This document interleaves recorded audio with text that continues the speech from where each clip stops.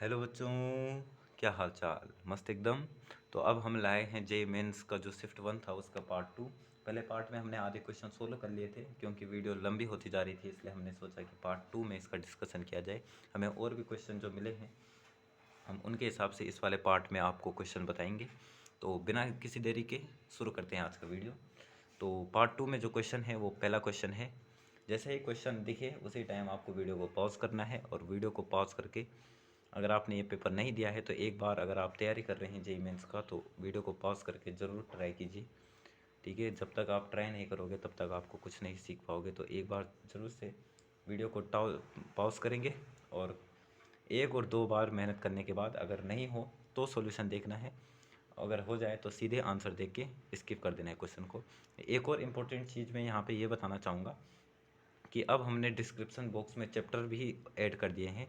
तो अगर आपको कॉन्सेप्ट ना पढ़कर, अगर आपने कहीं से कॉन्सेप्ट पढ़े हैं, केवल क्वेश्चन क्वेश्चन सोल्व कर ले हैं, तो सीधे डिस्क्रिप्शन बॉक्स में जाकर आप चैप्टर्स में जहाँ पे भी हमने क्वेश्चन डाल रखे हैं हमने वहाँ पे उनको, उनके जो जितने टाइम पे हमने वो क्वेश्चन डाले हैं उनको पिन किया है, तो आप सीधे डायरेक्ट जाकर उन्हें क्वेश्चन को देख सकते हैं। हमने अपना एक टेलीग्राम चैनल भी बना लिया है, जिसका भी लिंक हम डिस्क्रिप्शन बॉक्स में डाल देंगे। जो भी डाउट्स आपको होते हैं, जो भी डाउट्स अगर आपको होते हैं तो वो डाउट्स आप वहाँ पे पूछ सकते हैं बिना किसी झिझक के। हम हो सके अगर ज़्यादा डाउट्स हो जाएंगे तो हम उनका एक प्रॉपर एक वीडियो ही बना देंगे, जिसमें डाउट्स ही डाउट्स, जिनमें जिसमें आपके डाउट्स ही होंगे। देखिए, प्रॉपरली मेनली ये जो चैनल है ये एनडीए के लिए बनाया गया है, तो इसलिए जो डाउट का लेवल होना चाहिए वो एनडीए का ही हो। अगर जेई का होगा तो कहीं ना कहीं जो एनडीए वाले बच्चे होंगे उनके लिए ये थोड़ा नाइंसाफ़ी सा हो जाएगा।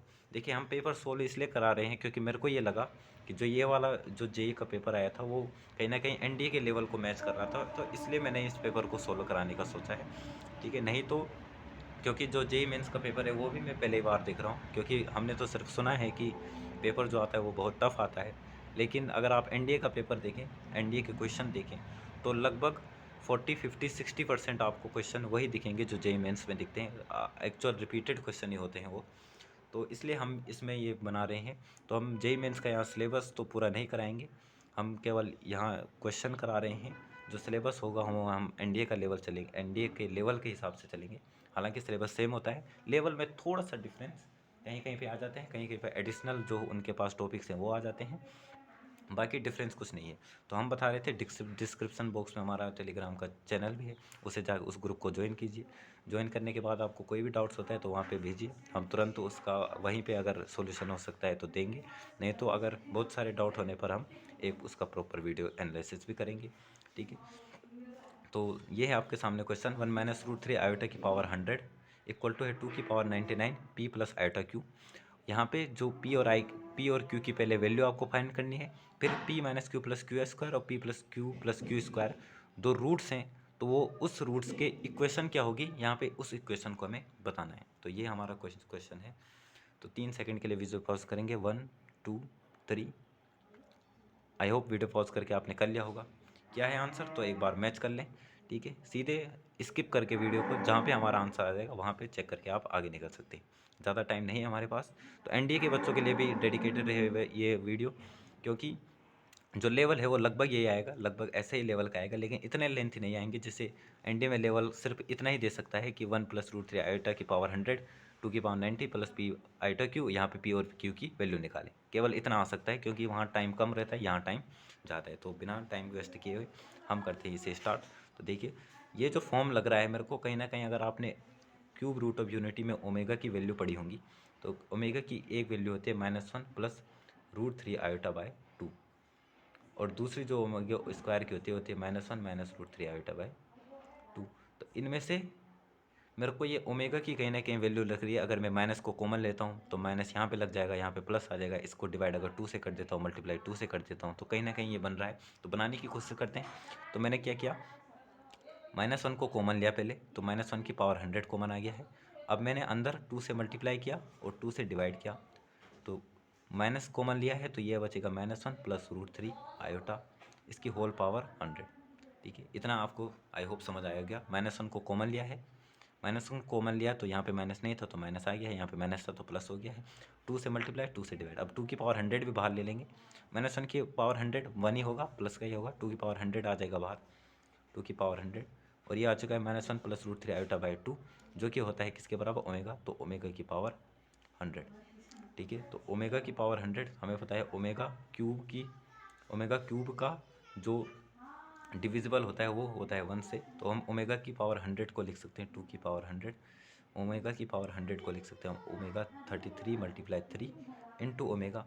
ये उतना ही है जितना ओमेगा 100 है। कैसे आया है वो आप तोड़ के देख सकते हैं, क्योंकि ओमेगा की पावर 100 देखिए 33, ये आ जाएगा 99 आने के बाद 1 ओमेगा 100 हो जाएगा, ठीक है। ये जो पूरी वैल्यू आ जाएगी 1, तो ये आ जाएगा ओमेगा इंटू 2 की पावर 100, ठीक है। अब ओमेगा की वैल्यू यहाँ पे रख देते हैं। ओमेगा की वैल्यू क्या थी, -1 प्लस √3 आयोटा बाय 2 मल्टीप्लाई 2 की पावर 100। इस 2 से 100 में से एक माइनस हो जाएगा, तो ये आ जाएगा -1 प्लस √3 आयोटा 2 की पावर 99। अब कंपेयर कर लिए पी के रियल वैल्यू के साथ इमेजिनरी वैल्यू के साथ। तो पी की वैल्यू आ चुकी है -1 और क्यू की वैल्यू आ चुकी है √3। तो हमें इस इक्वेशन के रूट्स तो हमें दे रखे हैं। रूट्स क्या थे, p minus Q plus Q square plus P plus Q square. तो हम रूट्स निकाल लेते हैं, क्या आते हैं, p minus Q -1 minus √3 plus Q square क्या है हमारा, √3। तो √3 का स्क्वायर आ चुका है 3। एक रूट हमारा ये है।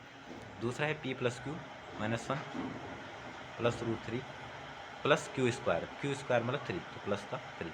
ये दो रूट्स हैं, निकाल लेते हैं रूट्स क्या हैं। रूट्स हैं प्लस का 3 माइनस का, तो 2 माइनस, एक है 2 माइनस √3 और एक है 3 माइनस 2, एक है 2 प्लस √3, ठीक है। ये हमारा क्या बोलते हैं रूट्स हैं। जब भी रूट्स दिए हों, अगर कभी भी इक्वेशन में आपको इफ़ अल्फ़ा और बीटा क्या हैं, रूट्स हैं इक्वेशन के, तो इक्वेशन होती है x square minus alpha plus beta into x plus alpha beta equal to 0।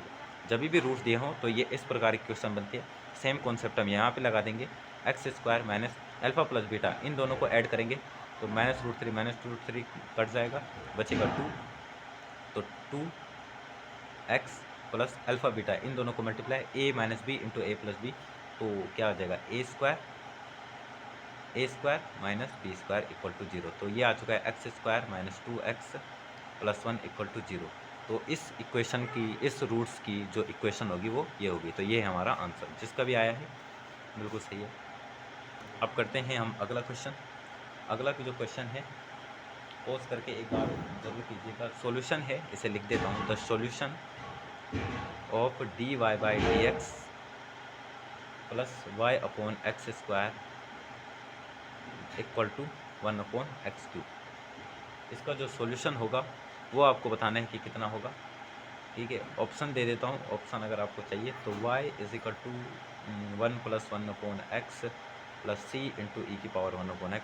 दूसरा है y 1/x plus c into 1/x।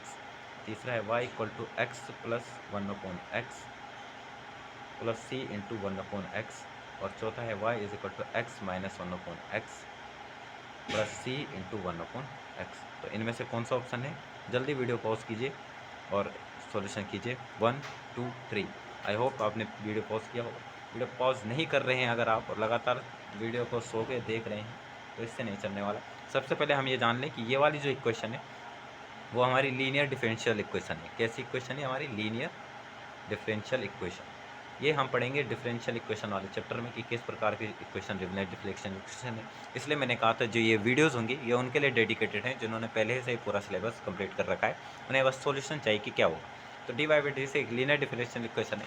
और सॉल्यूशन क्या होता है लीनियर डिफरेंशियल इक्वेशन का, तो सॉल्यूशन होता है, एक फॉर्मूला होता है। फॉर्मूला जो होता है वो क्या होता है, y into integration factor equal to integration q into integration factor into dx, ठीक है। तो ये हमारा एक सॉल्यूशन होता है। अब यहाँ पे इंटीग्रेशन फैक्टर क्या होता है, इंटीग्रेशन फैक्टर होता है e into P D x, integration P D x. अब p क्या है, क्योंकि जो ये डिफरेंशियल इक्वेशन होते हैं ये इस प्रकार के फॉर्म के होते हैं, dy by d x plus p Y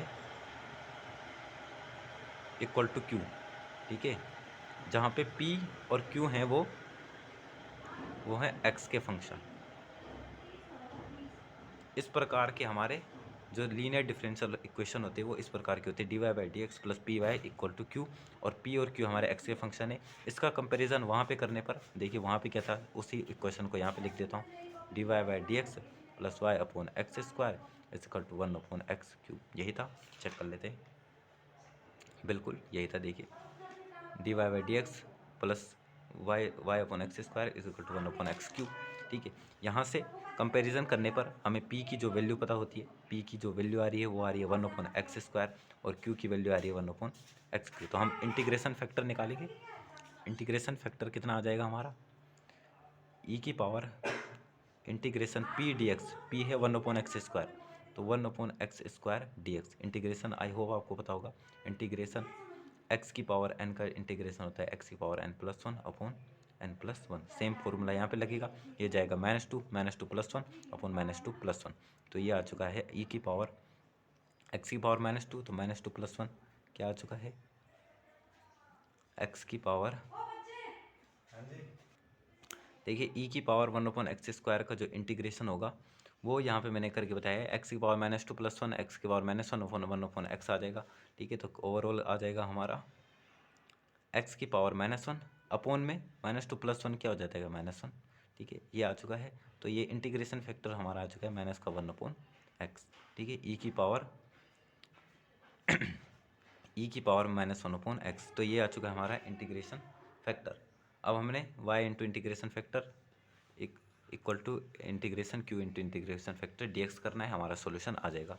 ठीक है, तो ये आ चुका है y इंटू इंटीग्रेशन फैक्टर क्या है हमारा, e की पावर 1 अपॉन एक्स माइनस का 1 upon x equal to integration q का हमारा आया 1 अपॉन एक्स क्यूब, तो 1 upon x cube into integration factor e की पावर -1 अपॉन एक्स और dx। ठीक है, ये हमारा आ चुका है, ये हमारा आ चुका है इंटीग्रेशन। अब इसे कैसे करेंगे, तो इसका इंटीग्रेशन करने के लिए मैं 1 अपॉन एक्स को t मान लेता हूँ। अगर हम 1 अपॉन एक्स को t मानेंगे तो उसका क्या होगा देखते हैं। तो यहाँ पे पुट करेंगे हम, देखिए पुट करेंगे 1 अपॉन एक्स को t। अगर हम 1 अपॉन एक्स को t पुट करते हैं तो ये आ जाएगा माइनस का 1 upon x square D x is equal to d t. कैसा है, हमने दोनों का डिफ्रेंशिएशन कर दिया है। अगर डिफ्रेंशिएशन करना नहीं आता तो हम अगले के लेक्चर में डिफ्रेंशिएशन करना भी सिखाएंगे आपको। तो -1 upon x square D X equal to आ चुका है टी। तो हम यहाँ पे वैल्यू पुट कर देंगे। तो वैल्यू पुट करने के लिए 1 y is equal to y multiply, हाँ y इंटू ई की power -1 upon x equal to integration, minus का साइन लगा देते हैं तो माइनस का आ जाएगा इधर, तो 1 अपॉन एक्स स्क्वायर माइनस आ जाएगा बाहर, 1 अपॉन एक्स क्यूब, तो 1 अपॉन एक्स तो आ चुका है टी, और 1 upon x square D X आ चुका है डी टी। तो ये ओवरऑल बन चुका है टी इंटू ई की पावर टी डी टी। ठीक है, टी इंटू ई की पावर टी डी टी, नहीं ई की power minus T, sorry -1 upon x को टी लेंगे तो माइनस को लेंगे प्लस एक्स स्क्वायर हो जाएगा, तो ये प्लस का होगा, ये हमारा प्लस का ही टी आ जाएगा। तो टी इंटू ई की पावर टी डी टी। तो यहाँ पे आ चुका है। यहाँ पे हम इसे फर्स्ट फंक्शन और इसको सेकंड फंक्शन मान लेंगे। फर्स्ट फंक्शन आई लेट के हिसाब से मानते हैं। देखिए आई लेट, जो पहले आएगा उसे फर्स्ट फंक्शन मानेंगे और जो लास्ट में आएगा सेकंड फंक्शन। ए अलजेब्रिक एक्सप्रेशन है और ई क्या है, एक्सपोनेंशियल, तो इसे हम सेकंड मानेंगे, इसे तो फर्स्ट और सेकंड से कर लेंगे। फॉर्मूला क्या होता है बताते हैं अभी, y इंटू ई की पावर माइनस का 1 अपॉन एक्स प्लस पहला फंक्शन दूसरा फंक्शन, तो फॉर्मूला होता है first function it is second function का इंटीग्रेशन माइनस इंटीग्रेशन पहले फलन का अवकलन, तो इसका जो डिफ्रेंशिएशन हो जाएगा 1, और दूसरे फलन का समाकलन dt, और इस पूरे का भी समाकलन ठीक है, ये आ जाएगा। तो y इंटू ई की power -1 upon X is equal to T, E की पावर टी का आ जाएगा ई की पावर टी ही, -1 का आ जाएगा बाहर, ई की पावर टी का आ जाएगा फिर ई की पावर टी, ई की पावर टी का आ जाएगा ई की पावर टी ही, तो ई की पावर टी यहाँ पे कॉमन आ जाएगा, ये आ जाएगा नीचे, और टी की जगह में आ जाएगा -1 अपॉन एक्स, तो प्लस का सी भी लगा लेते हैं, तो आ चुका है प्लस का सी।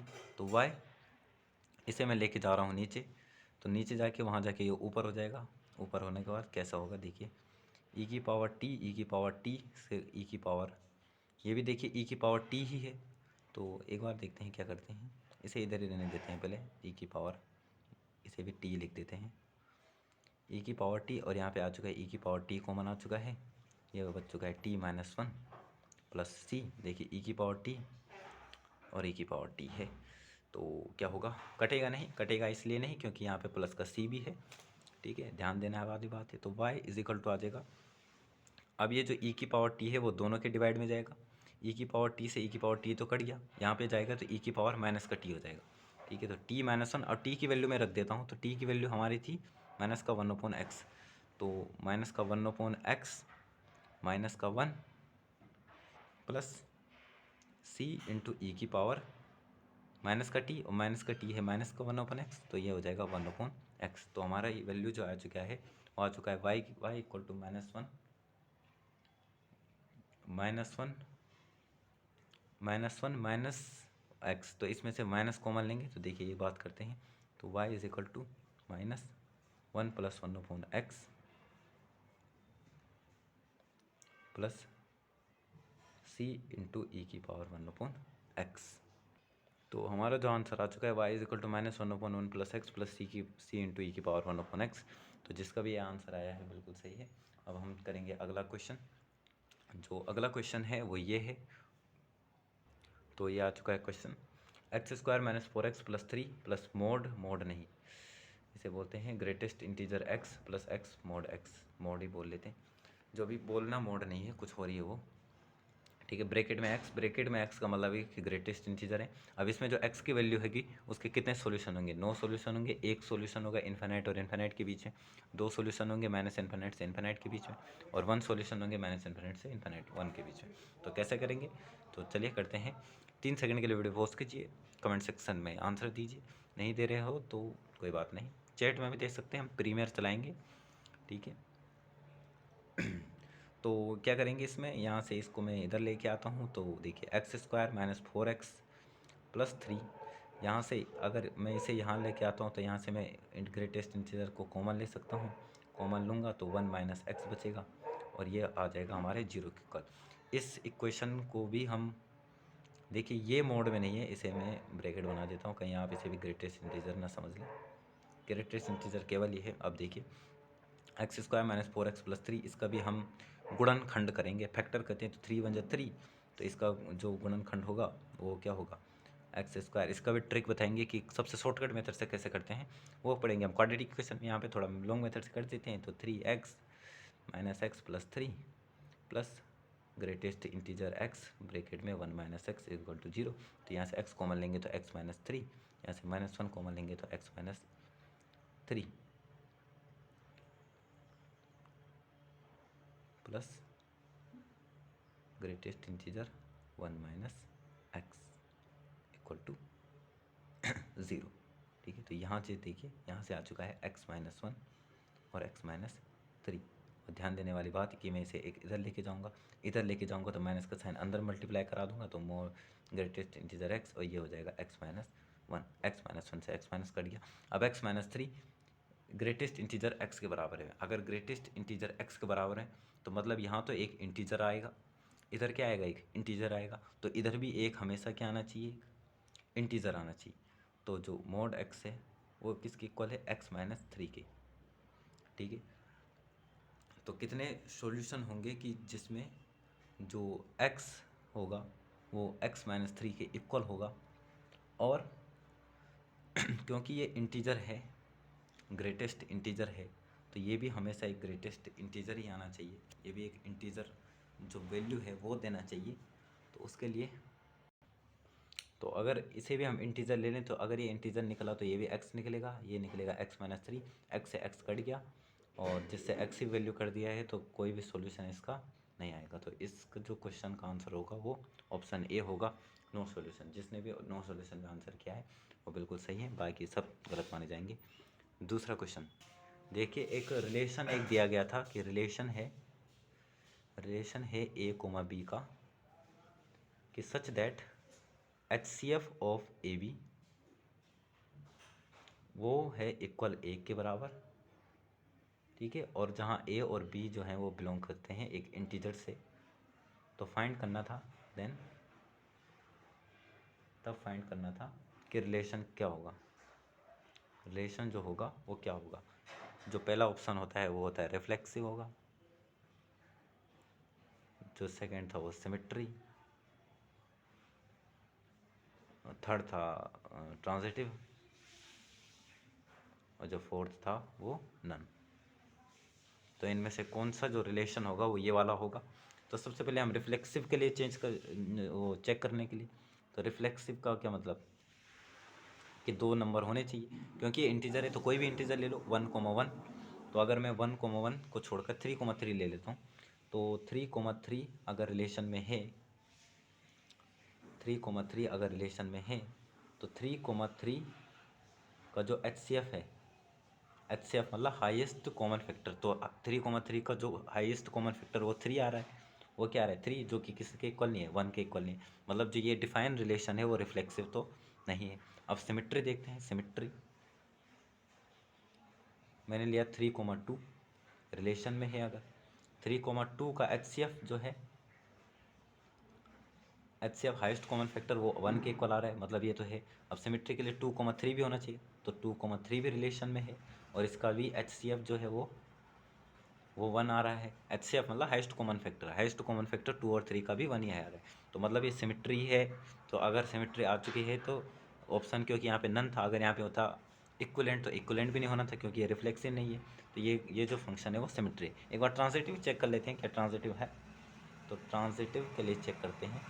ट्रांजिटिव के लिए हमने चेक किया कि 3,2 रिलेशन में है, 3,2 रिलेशन में है, 2,3 भी रिलेशन में है, तो 3,3 भी रिलेशन होना चाहिए। देखिए इसी एग्जांपल से हम ट्रांजिटिव भी चेक कर सकते हैं। देखिए 3,3 रिलेशन में है, सही, और अगर 2,3 भी रिलेशन में है, सही है, तो 3,3 भी रिलेशन में होना चाहिए ट्रांजिटिव के डेफिनेशन के हिसाब से, लेकिन नहीं है, तो ये वाला जो है कि ट्रांजिटिव भी नहीं है। तो बिल्कुल ईजी क्वेश्चन था, आई होप आपने सबने सही किया होगा, ये तो क्वेश्चन कहीं भी छोड़ने लायक नहीं था। एक और क्वेश्चन है, एक और क्वेश्चन देखते हैं, क्वेश्चन क्या है, यहाँ पे उतार देता हूँ मैं क्वेश्चन को। देखिए आपके सामने एक क्वेश्चन आ चुका है कि अगर एक एन है जो डिसाइडिंग रोलिंग और नॉर्मल डाइस है, एक नॉर्मल जो डिसाइड, एक जो नॉर्मल डाइस है वो, उसको हमने एन कहा है, और k/6 is the probability of system, इस सिस्टम की जो प्रोबेबिलिटी है वो k/6 है, और n एक रोलिंग डाइस है। रोलिंग डाइस का मतलब n की जो वैल्यू हो सकती है वो हो सकती है 1, t, 3, 4, 5 और 6, क्योंकि एक डाइस है तो डाइस में इतनी वैल्यूज़ आ सकती हैं। तो ये बोल रखा है कि एक नॉर्मल डाइस है और k/6 इसकी प्रोबेबिलिटी है। ये हमें 3 इक्वेशन दे रखे हैं लाइन की, और इन लाइन की इक्वेशन के लिए बोला गया है कि इनके पास केवल यूनिक सॉल्यूशन है। तो पॉसिबल वैल्यूज़ ऑफ के और एन की बताएं। तो 3D में हम पढ़ेंगे कि जब भी 3 लाइन का केवल यूनिक सॉल्यूशन होता है तो उनका डिटर्मिनेंट 0 इक्वल नहीं होना चाहिए। अगर 0 के इक्वल है तो तब तो उनके पास अनलिमिटेड सॉल्यूशन है। तो अगर इनके पास यूनिक सॉल्यूशन है तो इसका जो डिटर्मिनेंट होगा वो 0 नहीं होगा।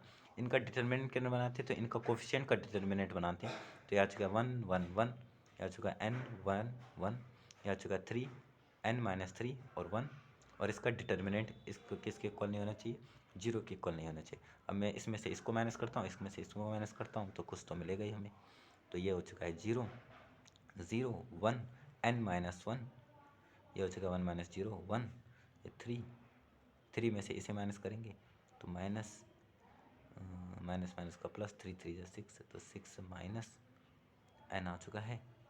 इसमें से इसे माइनस करना है तो माइनस का 1 n-4, और ये आ चुका है 1। ठीक है, ये नहीं होना चाहिए किसके इक्वल, 0 के इक्वल। अब इसे हम इस वाले के अलोंग खोलते हैं, इस वाली लाइन की, इस वाली लाइन की मैं अलोंग खोल रहा हूँ, तो 1 इंटू इसे और इसे हटा दिया। अब इसकी मल्टीप्लाई इसके साथ n इंटू n-4, और इसके तो मल्टीप्लाई करने की ज़रूरत नहीं। ये किसके इक्वल नहीं होना चाहिए, 0। अगर n इंटू n-4 0 के इक्वल नहीं होना चाहिए तो n को क्या नहीं होना चाहिए, n को 0 भी नहीं होना चाहिए, सॉरी n-1, n की जगह में n-1 है। अगर n-1 multiply n-4 is not equal to 0 है तो n को ना ही 1 के इक्वल होना चाहिए और ना ही n को 4 के इक्वल होना चाहिए। तो ठीक है, तो n को ना 1 के इक्वल होना है ना ही 4 के इक्वल होना है। तो और पॉसिबल वैल्यूज़ क्या होती हैं 1 की तो पॉसिबल वैल्यूज़ होती हैं 1 2 3 4 5 और 6। इतनी सारी एन की वैल्यू से इनमें से 1 और 4 नहीं होना चाहिए। तो क्या है प्रोबेबिलिटी, क्या है k/6 is the probability of system. तो k अगर 6 प्रोबेबिलिटी ऑफ सिस्टम है और n की वैल्यू 1 और 4 नहीं होने चाहिए, तो इसकी प्रोबेबिलिटी क्या हो जाएगी, देखिए k की k वैल्यूज आ सकती हैं। तो अब हमारे पास n जो सपोर्टिंग में है वो कितने हैं, 1 और 4 को छोड़ के कितने बचे हैं हमारे पास, 1 2 3 4, तो 4/6, n की वैल्यू 4/6, तो आ चुका है 2/3। ठीक, तो n की जो पॉसिबल वैल्यूज़ होंगी, n की जो पॉसिबल वैल्यूज़ होंगी, ये तो मैंने प्रोबेबिलिटी निकाल दिया है।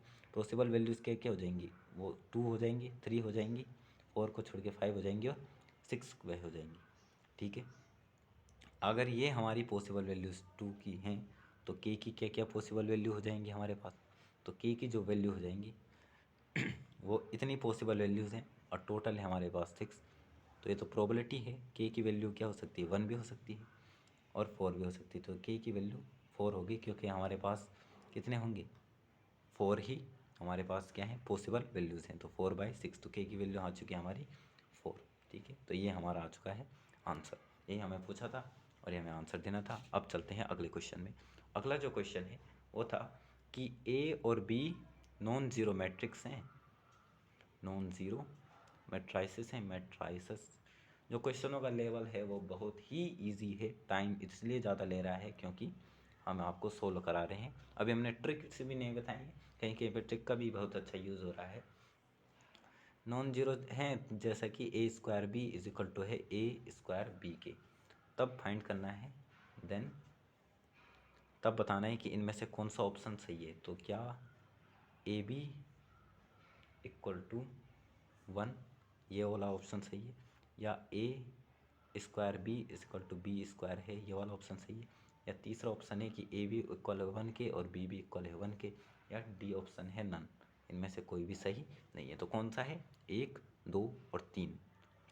आई होप आपने पॉज करके वीडियो को कर लिया होगा सही, मतलब क्वेश्चन को कर लिया होगा सही। अब नहीं किया है तो हम करते हैं, देखिए इस इक्वेशन को पढ़ते हैं, इक्वेशन को पकड़ते हैं a² b। इसको मैं इधर लेके आता हूँ, तो a², इसे आ जाएगा माइनस का a² b प्लस का b इक्वल टू, ये आ चुका है 0।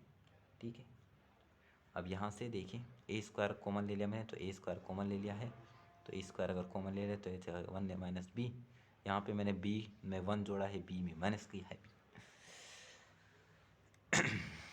ठीक है, तो -1 + 1 कर देते हैं, प्लस b -1 + 1 इक्वल टू 0। ऐसा इसलिए किया है मैंने ताकि मैं इसका जो है कि जोड़ा बना सकूं। ठीक है, तो यहाँ पे देखिए a² ये आ चुका है 1 माइनस b।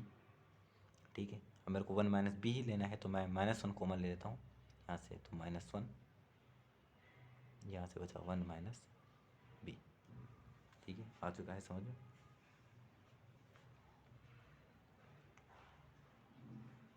सॉरी, देखिए ये आ चुका है और ये इक्वल आ चुका है। ठीक है, -1 कॉमन लिया है, -1 - 1 + b, ये आ चुका है i के इक्वल, i मतलब